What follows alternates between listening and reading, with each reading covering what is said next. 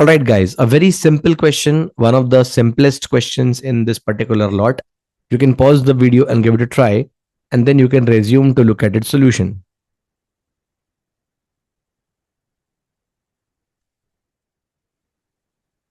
All right, guys, so let ABCDEF be a regular hexagon with each side of length 1 centimeter.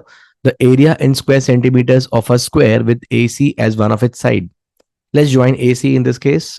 Oh well, so we have this triangle ABC, and the side here is 1 and the side here is 1.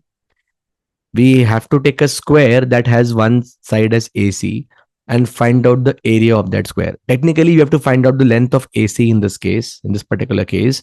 And once you find out, square of AC will be our answer. So I think we have already discussed this in one of the previous questions, guys. Whenever the triangle is, or whenever we have a triangle of the type 30, 30, and 120, then the ratio of the sides is 1 is to 1 is to root 3. Basically, 1 and 1 correspond to the sides opposite to 30 degrees, and root 3 corresponds to the side opposite to 120 degrees, right? So we can directly get AC here as root 3, and matter of factly, the square that has sides root 3 will have the area root 3 square, and that clearly matches with the option B. But if you don't remember that property, no harm. We can again solve this question from the first principle. So let's start. Let's see how we do that, right? So AB is same as BC. This angle is 120 degrees because it's a regular hexagon. For regular hexagon, each interior angle is 120 degrees. There's a calculation for that also, right?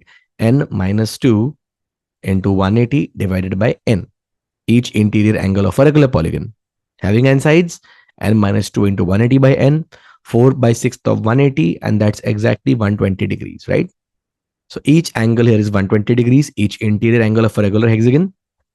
ABC being an isosceles triangle, AB is same as BC. AB is same as BC. That means these two base angles would also be equal. But the sum of these two should be 60 degrees, right? So each angle is worth 30 degrees. Now, from B, I would drop a perpendicular on AC. Okay, I get a triangle ABD and the triangle CBD. The two triangles would be congruent by the side angle test. And that's why we can observe that this becomes a 30, 60, and 90 triangle. ABD would be a 30, 60, 90 triangle, guys. So if AB is 1, the side opposite to 60 degrees is root 3 upon 2 times the hypotenuse. So AD becomes root 3 upon 2 into 1.